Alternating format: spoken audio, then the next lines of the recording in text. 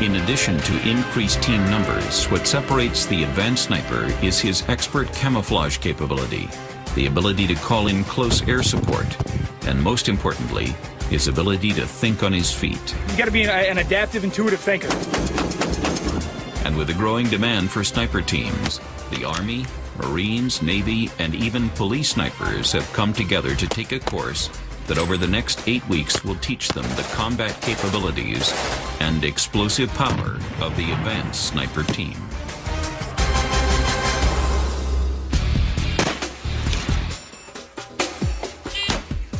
A sniper team leader needs to be well versed, not just in marksmanship or even observation, but in other areas that are going to allow him to be able to do his job better. Take a knee, belay out, engage targets.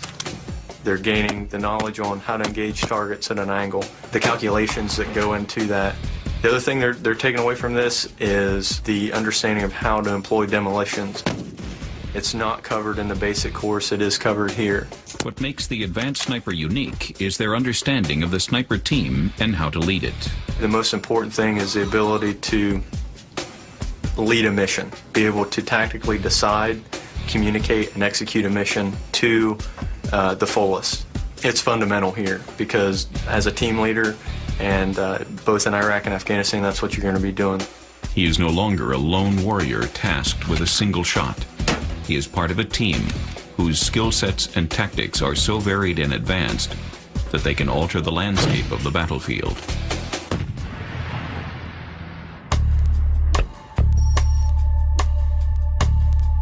The sniper team did not come from any particular service.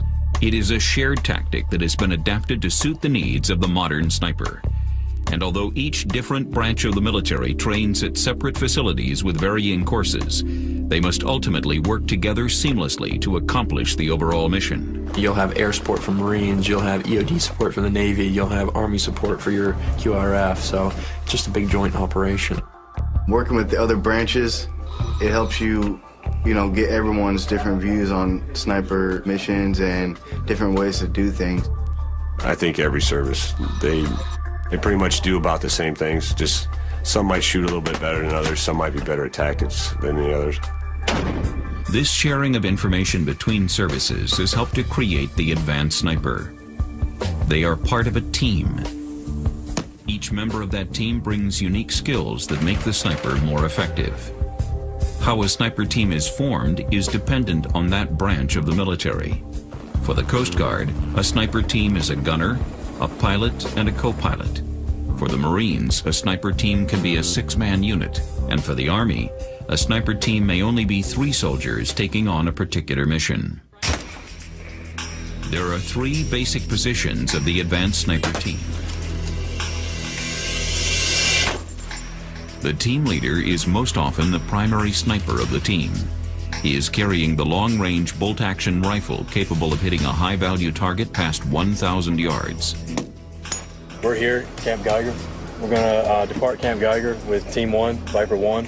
Not necessarily the guy always pulling the trigger. Anyone in the team could be up actually observing in country and be the one to have to initiate an ambush or engage a threat. But your team leader is going to be the most seasoned guy on the team, not necessarily senior in rank, but most experienced in the team. He's going out with his team all the time. When his team is on the ground, he's there. It's his responsibility. He's the one calling the shots out there. When we go out there, it's going to be me and 4 other guys, and we're going to be, operating in that area and doing whatever we have to do without immediate supervision from anybody.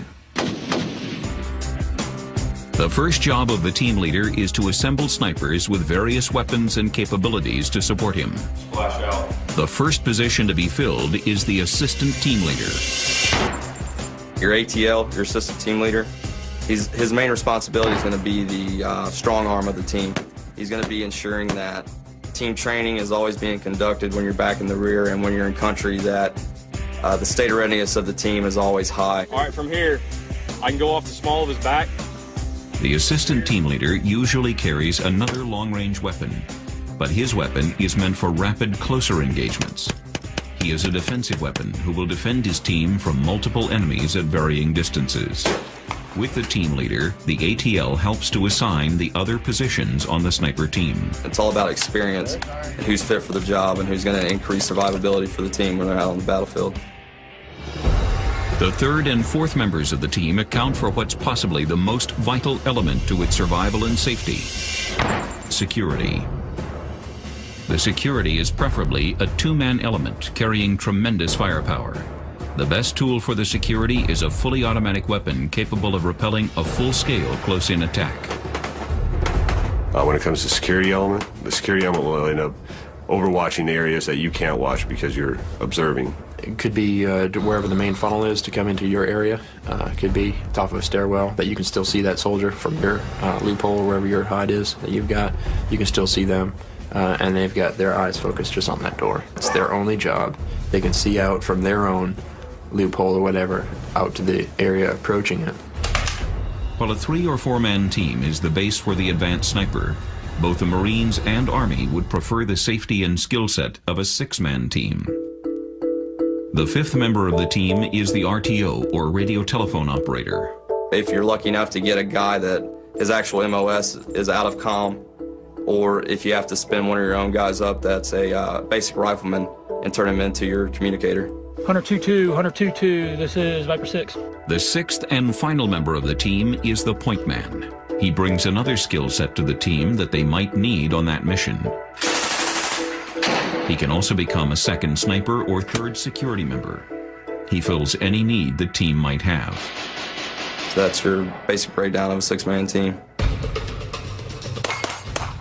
Over the next 8 weeks, the Sniper Leader course will teach these newly formed teams what it takes to be an advanced sniper. Like building blocks, they will add to their expertise with camouflage, high-angle shooting, demolitions, and calling for fire support. A 6-man element out on the battlefield as a sniper team can change the course of any area. And at the end of the course, the sniper teams will have to call on all their advanced tactics to take on a final exercise, where they will have to be both the hunter and the hunted.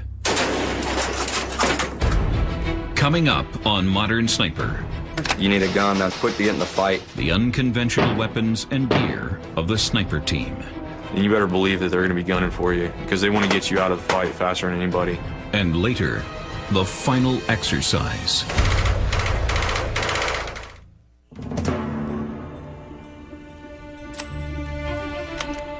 On today's battlefield, an accurate long-range rifle is no longer the only weapon keeping the sniper team safe. The Sniper Team Leader course teaches the advanced sniper to think beyond a single bullet.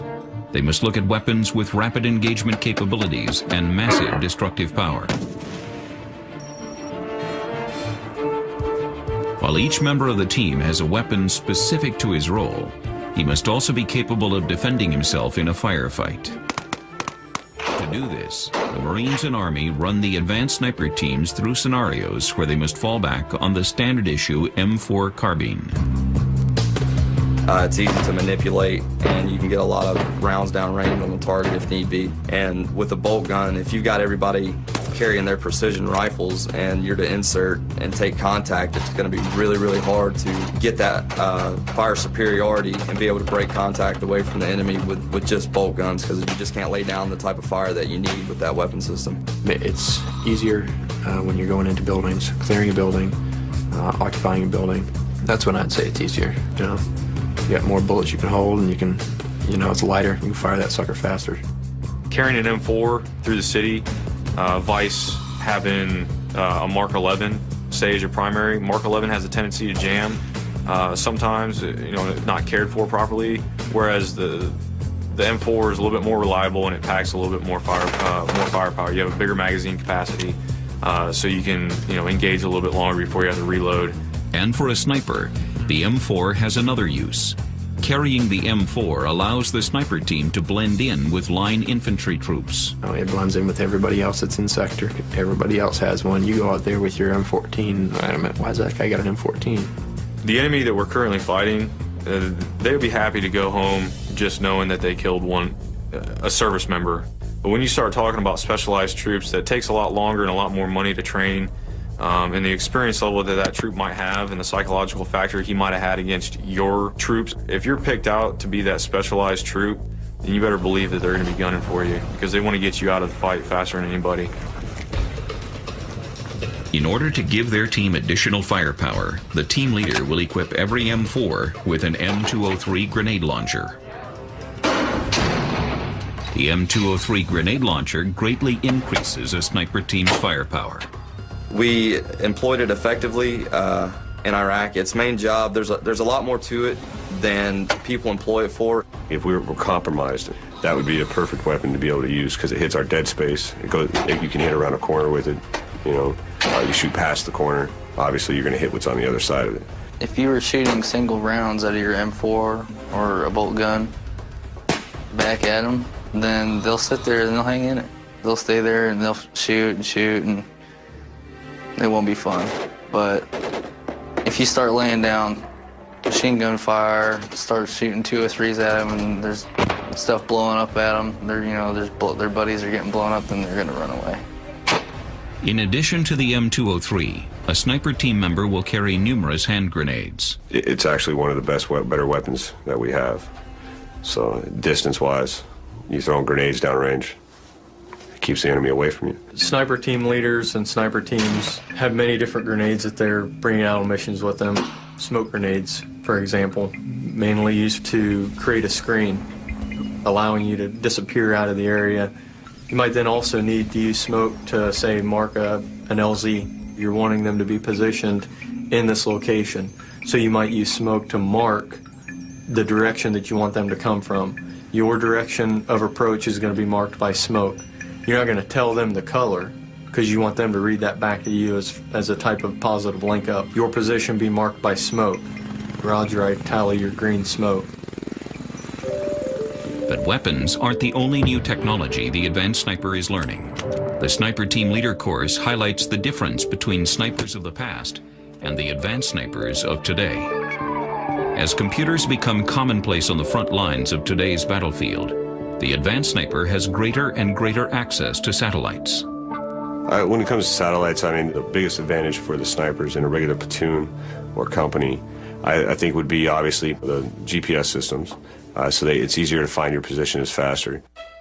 Satellites also provide the sniper team with imagery to better prepare a sniper team for their mission. It also allows real-time intel to be passed from the front lines back to the commanders.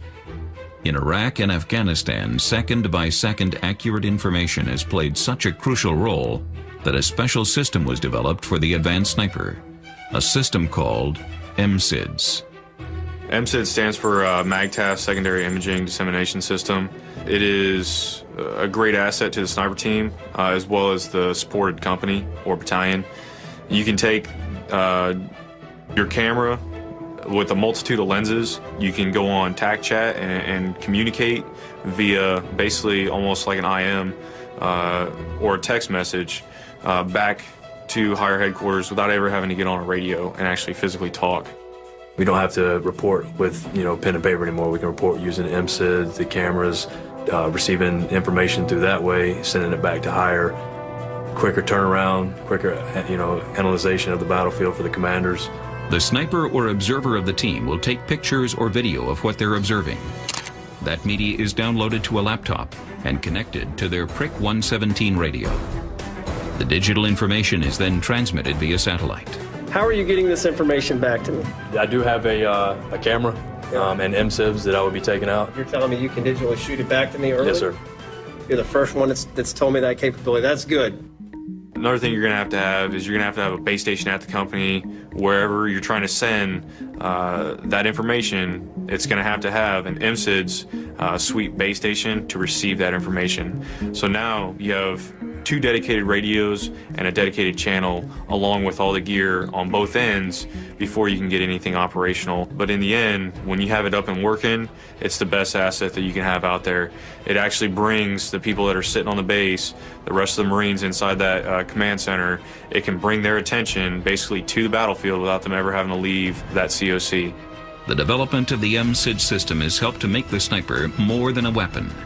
The advanced sniper is the eyes and ears of their commanders, who could be anywhere in the world. Given the ability and freedom of movement with the satellite communication and way technology is going today, the opportunities for a scout sniper team operating in an area are endless, and utilizing that asset of satellite communication and your MSID suites, now we're afforded better communication and more up-to-date technology and information being passed than we ever had in the past. Coming up on Modern Sniper, the advanced sniping team uses demolition and close quarters combat tactics to clear urban hides. Whatever keeps you safe is the things that you got to think about. Oh, there's a blacked out window. I'm going to launch a rocket in it. The Army and Marines have developed several team leader courses to teach the tactics of the sniper team and the skills needed to be an advanced sniper. These courses must prepare the snipers for the battlefields of Iraq and Afghanistan, locations where the snipers must remain unseen in urban hides that are often lived in by people who may or may not be hostile. The sniper team must be ready to enter a house, clear it of enemies, and keep it secure. To do this, the advanced sniper has borrowed tactics from police and SWAT to help win the urban battle. Having served as a sworn police officer, I had the occasion to work with police snipers from different agencies. .75 up. Last shot. From the outside looking in, was able to see how they're employed and what their job is and how it relates to what we do. One shared tactic is the use of demolition. Our charges are built with hostages in mind. Collateral damage is looked at a little differently in the military than it is in law enforcement. Obviously, they don't want to kill innocent people or hurt innocent people. I mean, it's basically the same thing, but it's way reduced. In the team leader course, the advanced sniper team will learn what demolitions are available and how destructive they can be. As far as demolition goes, there's a multitude of things that you could bring with you. Primarily it'd be C4, det cord, time fuse, and an igniter, along with your blasting caps, whether it be non-electrical or electrical. There's different ways you can go about setting up demolition.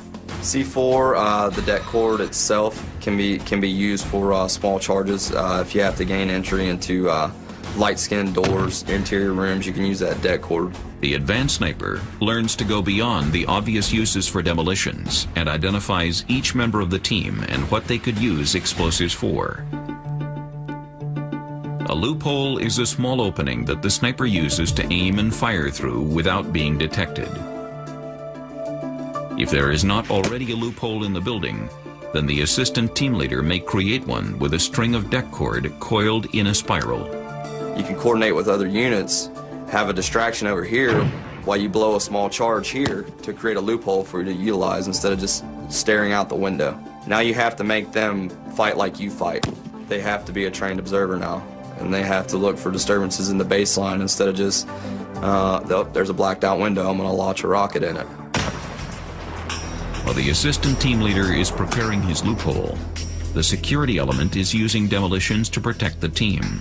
The team leader course teaches the snipers how to build protective explosives, but it is up to the security member of the team to decide how and when to use them. Some things you need to think about, though, if you're using explosives, is if you're in an occupied hide, you got to take that family's safety into consideration as well. You're not there to cause harm to anybody except the enemy. I always felt safer having the human aspect out there as my security, rather than here I'm going to set up a claymore, a child walks into the house, or a grenade, a child comes in.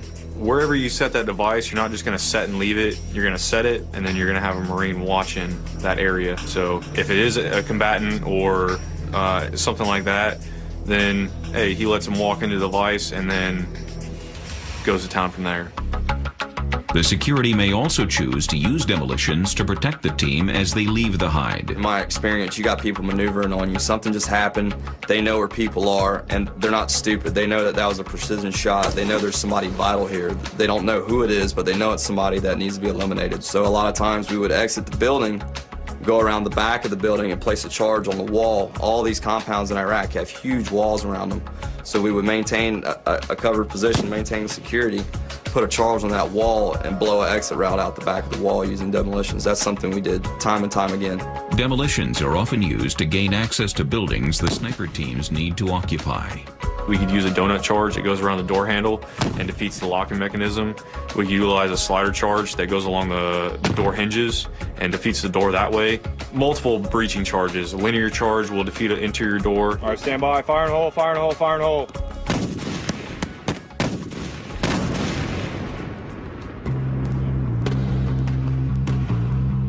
Once they are in the door, each member of the team begins methodically clearing the building. This system of clearing and moving through the rooms is its own unique style of fighting known as CQB, or close quarter battle. Everybody's an infantryman, so they have to know how to do it once for all. You can't just run into a building and say, okay, I'm taking over. You got to know how to clear the points that you need to be cleared. You always want to have the element of surprise because you don't want them to know you're coming.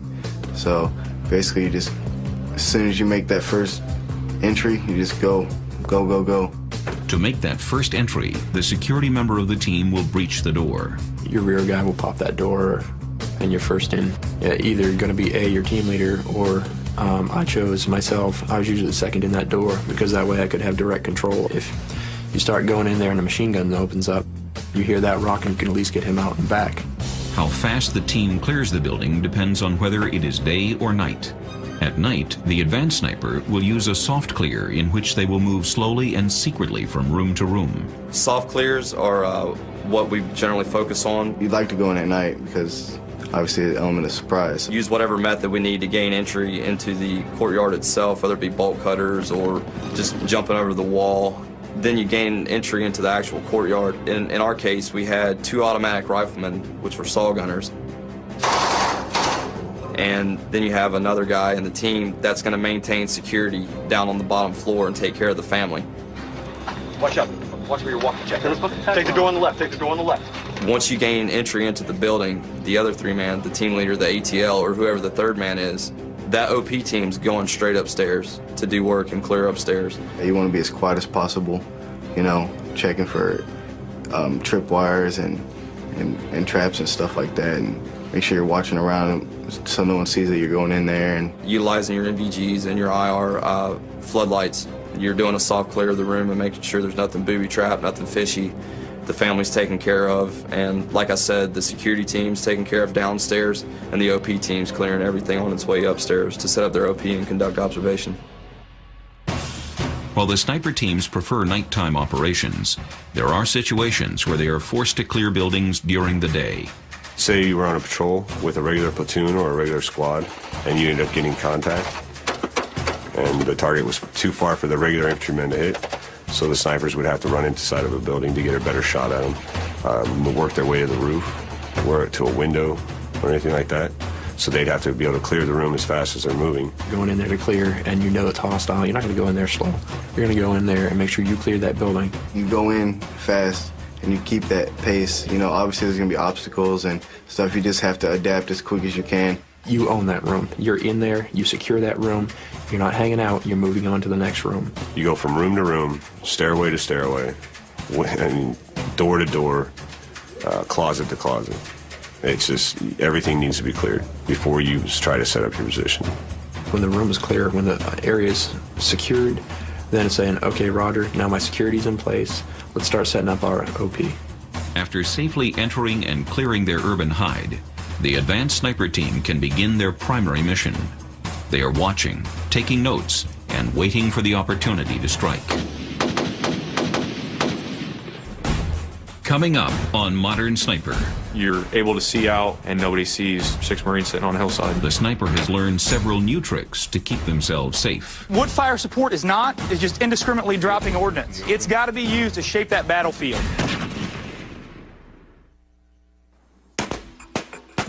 As team leader courses in the Army and Marines focus on building up the size and skill set of the advanced sniper team, they must also begin to adapt their safety and survival methods to meet the demands of today's conflicts. The well-being of the advanced sniper depends on every member of the team, whether they are setting up camouflage, calling in fire support, or taking a shot. Each member's unique skill set offers solutions that help ensure their safety and survival. Once you've mastered the art of being able to blend in with your environment, then truly you understand the art of camouflage, and that's exactly what it is. It's an art. What it all comes down to is hiding what will stick out to the enemy. The biggest target indicator on the human being is the head, neck, and shoulders area. It's the most identifiable features on a person from a distance. To effectively hide, the sniper will adjust his camouflage to match his surroundings. When they are in a building, that could be as simple as a sheet draped over his head and gun. The advanced sniper team does not stop their training at urban hides. They must be prepared to use a number of techniques that make them look like the jungle or the desert. To be an effective sniper, understanding camouflage and how it works and what can be seen and what can't be seen, that takes a great deal of time to become proficient with and to understand. No matter what the terrain, snipers will help each other construct their camouflage. In a forest environment, the first line of defense is the ghillie suit.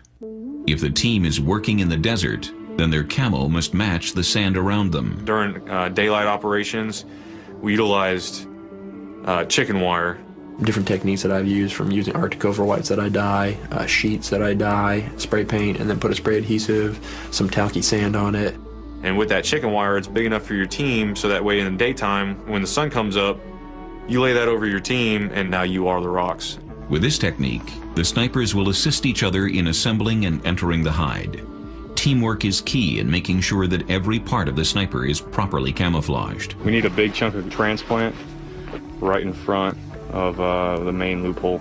Roger, I got so right on the right side as it comes up. Here's like 3 shadows right there. That'll complete the effect. And now, through the chicken wire being crinkled and whatnot, you're able to see out, and nobody sees 4 Marines or 6 Marines sitting on a hillside.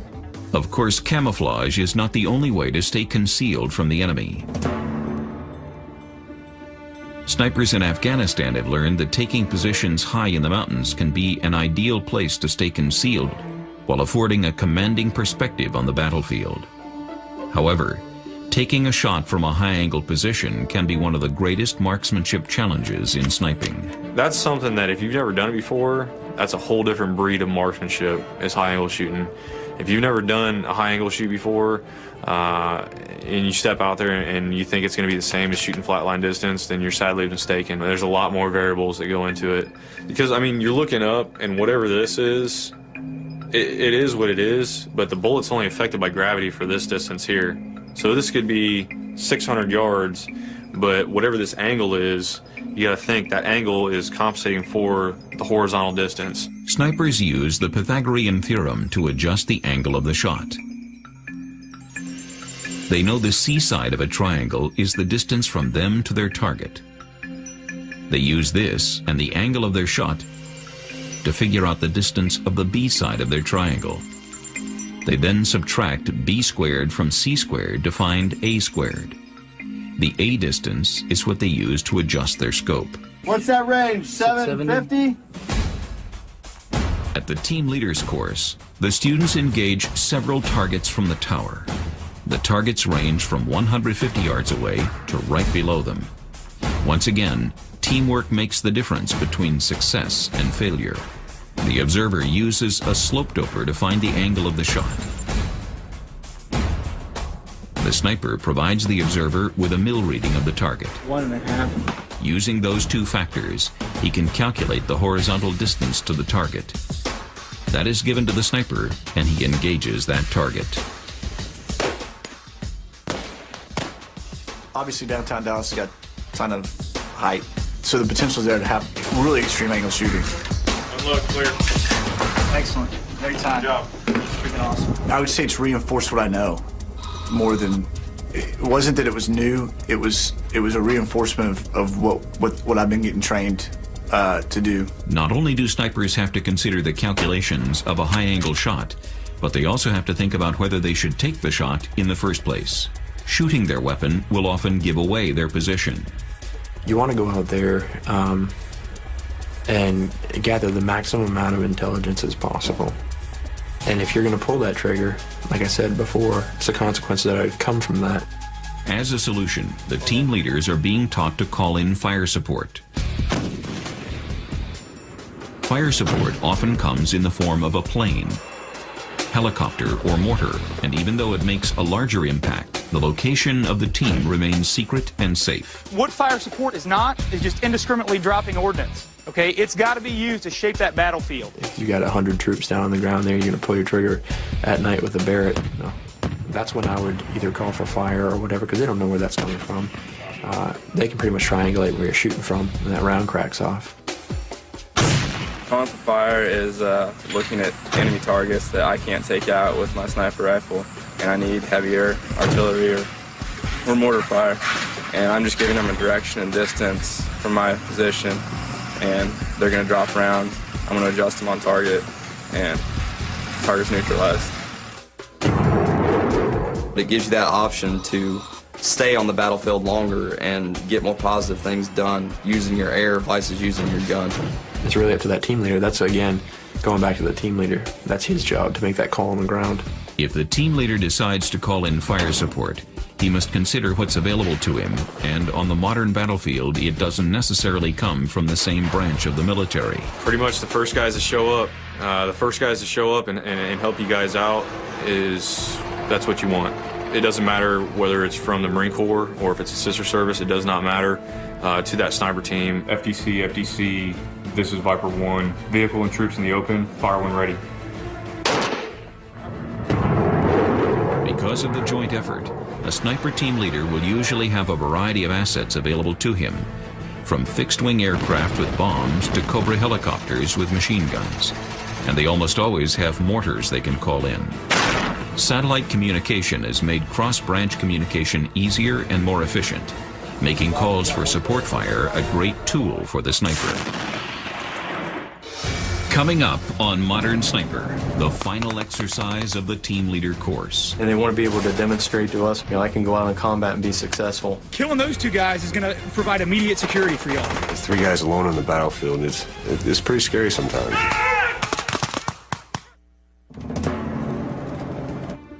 Over 8 weeks, students at the Team Leader course have been learning what it takes to be an advanced sniper, from fire support to close quarters combat.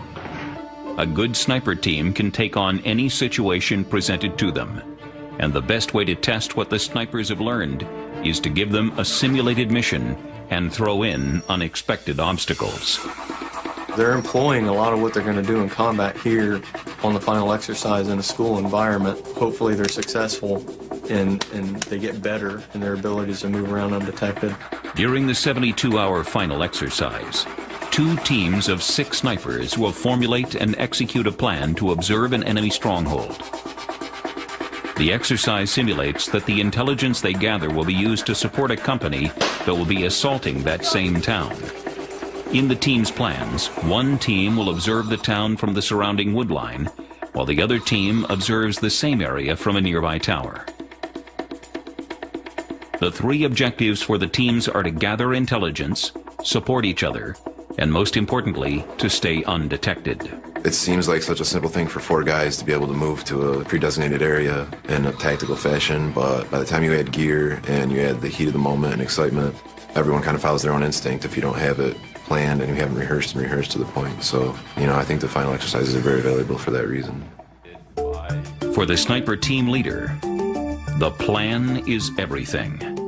Our mission is no later than 1200, 14 September 2009. Viper Team 1 will depart Camp Geiger and move to grid 7430-4250. The first thing they're thinking about, having talked with many commanders about this subject in and of itself, is why do I want to put you out there? Give me your mission in a one sentence blurb. Insert, get eyes on objective, get all my men back safely to the extract point, and give the commander as much information we can on the objective for his attack as possible. Why do I want to put you at risk and potentially risk having to send a QRF element out to rescue you? There is thick vegetation in the area, so our movement to our position and to get eyes on that objective is going to be slow. How much is it going to slow you down? You're leaving today and you've got to be back when? Tomorrow? I, as the commander, am going to think about when you get out there, if it's a huge impact, it keeps you from getting into position and accomplishing your mission. That's something I need to know. You have to convey to them, this is why you should put me out there. This is what I can do for you. This is how I can be successful. And you explain that through your mission that you put together. You're the first one that's covered any of these. But this is the whole reason I'm sending you out there. While the brief is underway, the assistant team leader preps the rest of the team and their gear for the mission.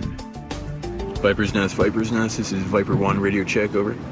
Once the brief is complete and their gear is prepped, the two sniper teams begin their mission. Viper 1 will move into a tower to be the primary observer team. Viper 2 will move to the woods around the town to support Viper 1.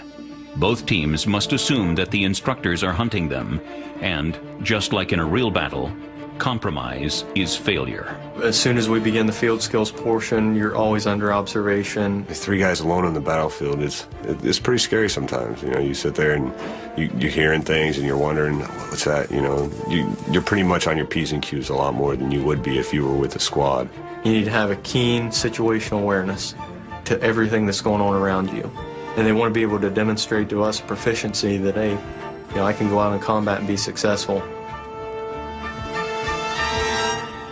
After a successful insert, Viper 2 must establish communication with Viper 1. Viper 1, Viper 1, Viper 2. This is where Viper 2 runs into their first obstacle. Their radio is not working, and they cannot communicate with Viper 1. There is no way to know if Viper 1 has made it to the tower, and if they are safe to continue to their rally point. Viper Nest is Viper 2, radio check, over.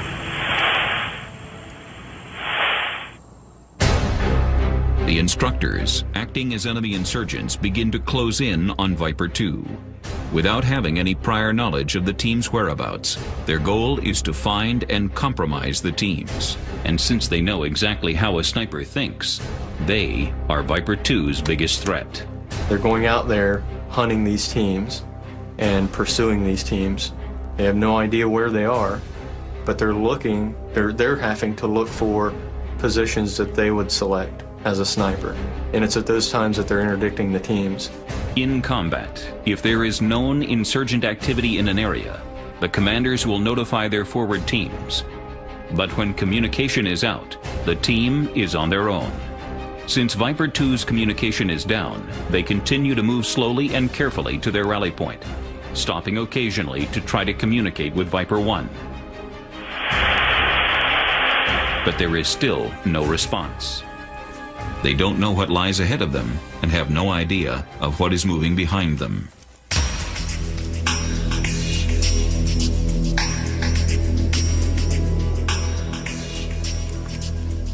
As they near their rally point, the lost communication has become a matter of life and death for Viper 2. The team leader makes the decision to stop and set up security until comm is fixed. But it is too late. The instructors have found them.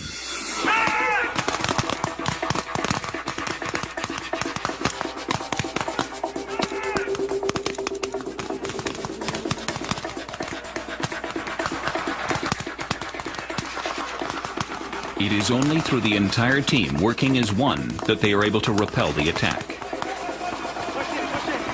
The team kills an insurgent while the other one flees. By successfully defending themselves during the attack, they have passed a portion of the final exercise. Now, the instructors give the team a reality check. Which way'd your threat just come from, Bandu? That way. Maybe you want to keep security. Oh, he's got it. How far away are enemy reinforcements? Closer than your QRF, right? So what should be your first concern? Now that they just know they've been alerted to your presence. Get some distance between your 5-man team and that enemy company-size element, right? So what are you on the hook doing? Calling in your contact report, calling in QRF, telling them you need immediate extract. Only critique points are, hey, eliminate that threat first, okay? Whether it's 2 guys, whether it's 5 guys, whether it's 10 guys, if you can drop those dudes, drop them. Killing those 2 guys is gonna provide immediate security for y'all. So let's drop those guys. Even if there is a platoon-sized patrol 200 meters behind them, we drop those 2 guys, then we utilize that 30-second gap to ruck up and get out of there. You guys were ready to go in probably 20, 30 seconds. Do you see the benefit of staying prepared, of staying vigilant, staying ready?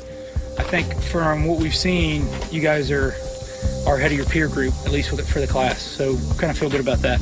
All right, cool, guys. Bounce into the tree line. Take 5. After moving back into the woods, Viper 2 has restored communications. Yeah, could you send up a pause rep to Viper's nest for us? Viper 1 has successfully made it to the tower.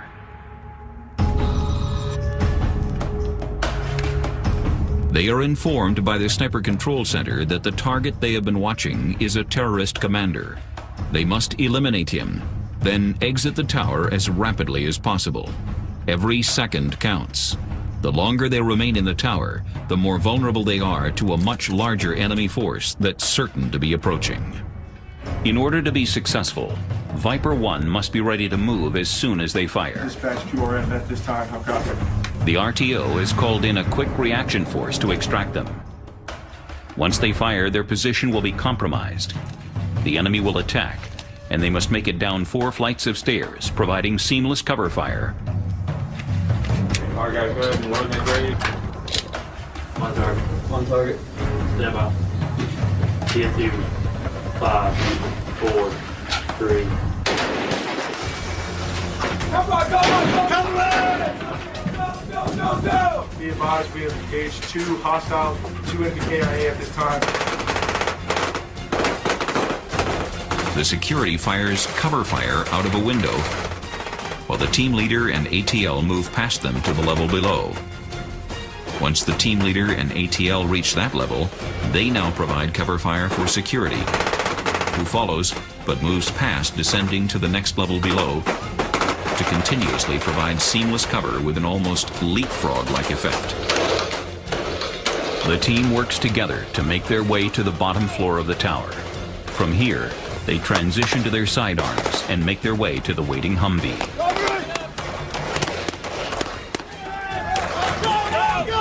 As they safely ride away from town, they know their mission is a success. They adapted to the situation and took out the enemy leader. In addition, Viper 2 is still out there, observing and reporting, and able to support the company assault that will begin in a few hours. They are advanced sniper teams, ready for the next mission. When it comes to snipers, we'll always be the ones leading from the front, and we will always be there. As a sniper team, you have the best eyes on the battlefield 9 times out of 10. The need for snipers is always going to be there because you can get these cameras and you can get all this high-speed gear, but you still have to have those eyes forward, and snipers are the only ones that are going to be able to do it. The advanced sniper team, whether Army, Coast Guard, Navy, or Marines, is an incredible force on the battlefield. Through their tactics and techniques, weapons and demolitions, the advanced sniper team is changing the way modern warfare is fought.